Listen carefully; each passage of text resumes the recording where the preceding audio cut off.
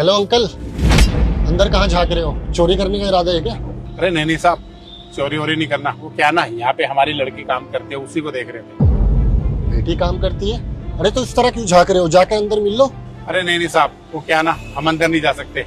यहाँ पे ना अमीर घरों के बच्चे काम करते हैं। अब इन कपड़ों में अगर हम अंदर जाएंगे ना तो हमारी बेटी को बुरा लग जाएगा, उसकी बेइज्जती हो जाएगी। अरे अंकल जी, आप भी ना कहाँ 90s में जी रहे हो। आपकी बेटी को बुरा नहीं लगेगा, ये ऑफिस सैम का ही है, आप जाकर उससे मिल लीजिए। वैसे क्या नाम है आपकी बेटी का? मैम साहब, वो क्या ना, हमारी बेटे का नाम दीक्षा है। दीक्षा चौहान? वो आपकी बेटी है? अरे वो तो मेरी ऑफिस में काम करती है। रुको, मैं उसको फोन करके बुलाता हूँ। अरे नहीं साहब, आप फोन मत करो। वो क्या ना, हमारा बस एक काम कर दो, ये पैसे आप ना उसको दे देना। अरे अंकल जी, ये तो बहुत बड़ा अमाउंट है, आप खुद जाके उसे दे दो, ज्यादा सही रहेगा। अरे नहीं मैम साहब, ये पैसे आप ही दे देना। वो क्या है ना, हमारी बेटी शहर में रहती तो उसके खर्चे बहुत है, बस ये पैसे इसीलिए देने आया था। अच्छा, क्या मैं जान सकता हूँ कि आप अपनी बेटी से कितने टाइम से नहीं मिले? साहब वैसे तो हमें ना अपनी बेटी से 2 साल हो गए पूरे मिले हुए। 2 साल?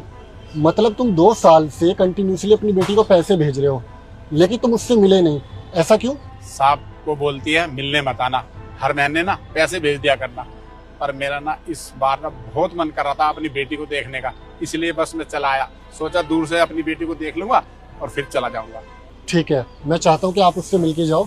मैं उसको फोन करके बुला लेता हूँ, आप खुद अपने हाथों से उसको पैसे देना। अरे नहीं साहब, आप फोन मत करो, तो बुरा लगेगा। डोंट वरी अंकल, मैं उसका बॉस हूँ, आपको कुछ नहीं बोलेगी। हेलो दीक्षा, एक काम करो, तुम एंट्रेंस पे आओ, मुझे तुम्हें किससे मिलवाना है। Waiting, she is coming. अच्छा वैसे अंकल, आपकी फैमिली में कौन कौन है? साहब मैं और मेरी पत्नी और इकलौती हमारी बेटी दीक्षा है, पर हम दोनों ही गांव में रहते हैं, बेटी शहर में रहती है। दीक्षा आ गई। यस पापा, आप यहाँ क्यों आए हैं? मेरी बेइज्जती कराना चाहते हैं जो मेरे ऑफिस के बाहर चले आए हैं आप? नहीं बेटा, हम आपकी बेइज्जती करने नहीं आए। वो क्या ना, तुझे 2 साल से देखा नहीं था, इसलिए बेटे आ गया तुझे देखने के लिए। और बेटे ये पैसे देने आए थे हम, ले पैसे। आपको मैंने क्या बोला था, ये पैसे मेरे अकाउंट में ट्रांसफर करा देना, तो यहाँ मुंह उठा के क्यों चले आए हो? बेटा वो क्या ना, अकाउंट का झंझट हमें समझ में नहीं आता, हमने सोचा ये पैसे खुद ही दे आते हैं, और 2 साल से तुझे देखा नहीं था, इसलिए तुझे देख भी लेंगे। दीजिए, दे दिए ना पैसे। और एक बात ना मेरी कान खोल के सुन लीजिए, यहाँ पे ना बहुत अमीर लोग रहते हैं, रेपुटेशन है यहाँ मेरी, यहाँ दोबारा आके मेरी इज्जत मत खराब करिएगा आप, समझे? जाइए यहाँ से। दीक्षा रुको, ये तुम किस इज्जत की बात कर रहे हो? सर वही इज्जत जो मैंने इस ऑफिस में रह के कमाई है। अच्छा, तुम्हारी इज्जत थी, अब तुम उस इज्जत को गवा चुके हो, मेरी नज़रों में भी और सताक्षी की नज़रों में भी। क्योंकि मैंने कभी तुमसे एक्सपेक्ट नहीं किया था कि तुम अपने फादर के साथ इस तरह का बिहेव करोगे। और आज जो तुम इस कंपनी में काम करने का घमंड जो तुम्हारे अंदर है, ये तुम्हें पता है ये किसकी वजह से तुम्हें मिला है? सर मेरी मेहनत की वजह से, मेरी काबिलियत की वजह से, मेरी क्वालिफिकेशन, मेरी डिग्री आपको अच्छी लगी, तभी तो आपने मुझे इस कंपनी में जॉब के लिए रखा है। ओह अच्छा, तो ये सारा क्रेडिट तुम्हें जाता है। तुम्हें अपनी मेहनत तो दिखाई दे रही है, लेकिन इसके पीछे तुम्हारे पापा की कितनी मेहनत है वो तुम्हें दिखाई नहीं दे रही। अच्छा एक बात बताओ, अगर ये तुम्हें अच्छे स्कूल में पढ़ने के लिए ना भेजते, अच्छे कॉलेज में डिग्री हासिल करने के लिए नहीं भेजते, तब क्या तुम इस बड़ी कंपनी में काम कर रहे होते? तुम्हें पता है गाँव की लड़कियों की जिंदगी क्या होती है? गाय भैंसे चराती है, एक सिंपल जिंदगी जीती है, और माँ बाप 8वीं या 10वीं करा के उनको घर बैठा देते हैं सिर्फ और सिर्फ उनकी शादी कराने के लिए। लेकिन तुम्हारे पापा गांव के होने के बावजूद भी इन्होंने अपनी सोच छोटी नहीं रखी, इन्होंने तुम्हारे लिए बड़ा सोचा कि मैं चाहता हूं कि मेरी बेटी बड़ा इंसान बने, वो अपनी जिंदगी में कुछ अच्छा करे। लेकिन देखो, अपनी जिंदगी में अच्छा तो आप कर रहे हो, लेकिन उस अच्छा करते हुए आप इस शहर में आके इस शहर की शान और शौकत में सब कुछ भूल गए। और गलती तुम्हारी नहीं है, अक्सर हम लोग यही तो करते हैं, हम लोग सिर्फ कामयाबी का वेट करते हैं, और जब हम कामयाब हो जाते हैं तो सबसे पहले हम लात उसी इंसान को मारते हैं जो हमारी नाकामयाबी में, हमारे स्ट्रगल टाइम में हमारा साथ देता है। जैसे कि तुम्हारे माँ बाप ने तुम्हारा इतना साथ दिया, लेकिन देखो तुम जरा सा कामयाब क्या हुए। तुम्हारे पापा के इन कपड़ों से तुम्हें प्रॉब्लम होने लगी, इस हुलिये से तुम्हें प्रॉब्लम होने लगी। अगर इनको जरा से प्रॉब्लम हो जाती और ये तुम्हें एक सिंपल सी बेसिक जिंदगी जीने के लिए छोड़ देते, तब क्या होता? पापा मुझे माफ कर दीजिए, सच में मैंने बहुत बड़ी गलती की है। मैं आपकी बेटी हूँ, आपकी बेटी होने के बाद कोई लड़की अपने बाप की ऐसे बेइज्जती करती है क्या सबके सामने? सच में मैं अच्छी बेटी नहीं हूँ, मैंने बहुत गलत किया आपके साथ आज तक। हो सके तो आप मुझे माफ कर दीजिए। नहीं बेटी, तू रो मत। वो क्या है ना, मैं तेरी आंख में आंसू नहीं देख सकता। तू चिंता मत कर बेटा, मैं चला जाऊंगा। नहीं पापा, आप यहाँ गांव से शहर मुझसे मिलने आए हैं ना, तो आप मुझसे मिलके थोड़ी देर में आराम से चले जाइएगा। अंकल, दीक्षा बिल्कुल सही कह रही है। बल्कि आज से ही मैं दीक्षा को 4 दिन की छुट्टी देती हूँ। दीक्षा, अपने पापा को यहीं रखो और पूरा शहर घुमाओ, उसके बाद ऑफिस आ जाना। Thank you ma'am, thank you so much, thank you sir. पापा, अब आप कुछ दिनों मेरे साथ ही रहेंगे, अच्छे से टाइम स्पेंड करने के बाद फिर आप गांव चले जाइएगा। दीक्षा, जाने से पहले तुम्हें एक बात बोलूं। इंसान ना कामयाब तो बन जाता है, लेकिन कामयाबी के साथ साथ एक अच्छा इंसान बनना बहुत ज़रूरी होता है। तुम कामयाब तो बन गए, लेकिन अभी भी तुम्हारे पास वक्त है एक अच्छा इंसान बनने का। और मैं उम्मीद करता हूँ कि तुम अपने माँ बाप के लिए एक अच्छा इंसान बनकर दिखाओ। इन्हें भी खुशी होगी और हमें भी। जी सर, मैं आपकी बात से सहमत हूँ और आपकी बात हमेशा ध्यान रखूंगी। चले पापा। चले सताक्षी।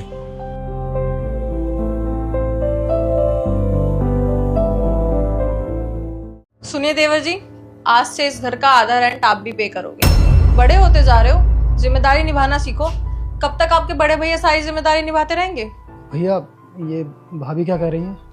सही तो कह रही है तेरी भाभी जो भी कह रही है। अरे मेरे खर्चे बढ़ चुके हैं, मेरी शादी हो चुकी है और पापा भी अब गांव से यहाँ हमारे पास रहने के लिए आ गए हैं। इस घर का किराया भी मैं देता हूँ और राशन भी मैं भरवाता हूँ। तू भी तो कमाता है ना, तो भी इस घर के खर्चे में कंट्रीब्यूशन कर। देख सूरज, यहाँ पे रहना है ना, तो आधा खर्चा तो देना पड़ेगा। पापा, क्या बोल रहे हैं ये लोग? अभी तक तो सब ठीक चल रहा था, अचानक ये सब बातें। ठीक ही तो बोल रहे हैं, गलत क्या बोला है इन्होंने? बेटा, इनकी शादी हुई है, इनके खर्चे हैं, और मैं भी गांव से आ गया हूँ, खर्चे बढ़ गए हैं, तो बेटा तुझे तो खर्चा देना ही पड़ेगा। ठीक है पापा।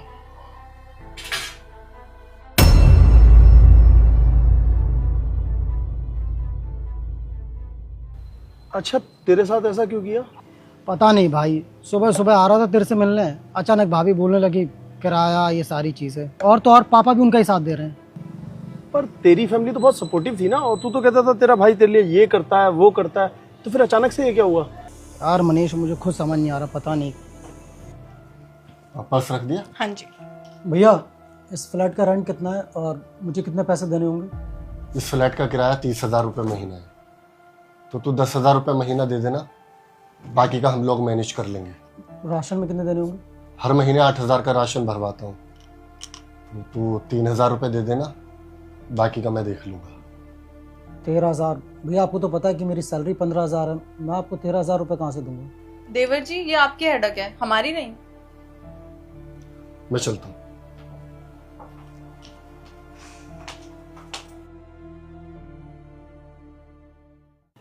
अच्छा, तेरे भाई की सैलरी कितनी है?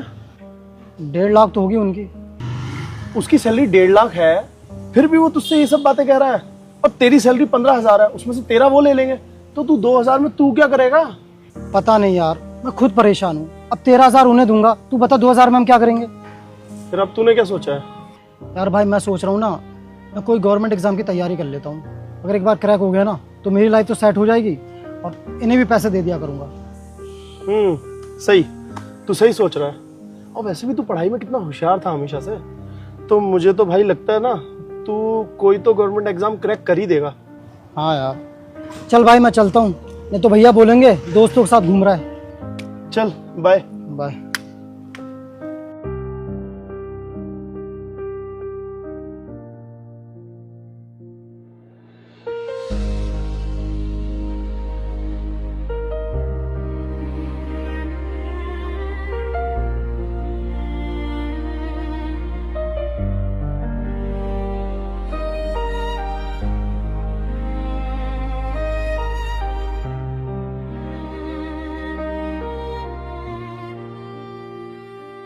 बेटा, तुझे नहीं लगता हम सूरज पर ज्यादा प्रेशर डाल रहे हैं?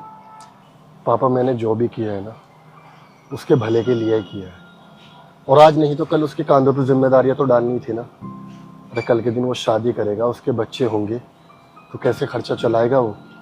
तो अगर आज से ही हम छोटी छोटी जिम्मेदारियां उसके कांधों पर डालेंगे, तभी तो कल के दिन लाइफ में बड़ी जिम्मेदारियां उठा पाएगा। बेटा 15,000 उसकी तनख्वाह है और 13,000 तू उससे ले लेता है। 2,000 में वो क्या करेगा? पापा, जब इनकम से ज़्यादा इंसान के खर्चे हो जाते हैं ना, तभी वो अपनी लाइफ में कुछ बड़ा करने का सोचता है। नहीं तो वो हमेशा 10-20 हज़ार की नौकरी में रह जाएगा। लेकिन जब उसको अभी से रियलाइज़ होगा कि मेरे खर्चे इतने हैं और मुझे घर भी देखना है, तो देखना वो अपनी लाइफ में कुछ बड़ा ज़रूर करेगा।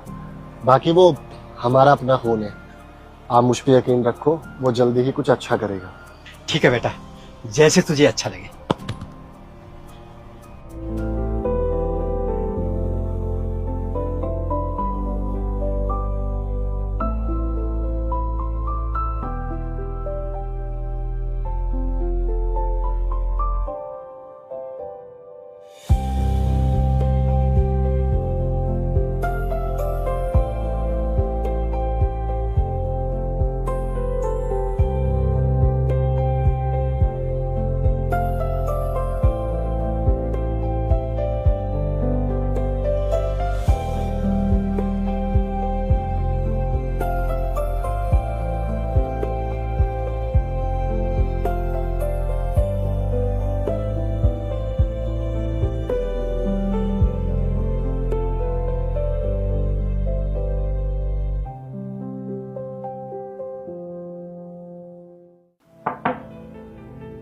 आजा सूरज।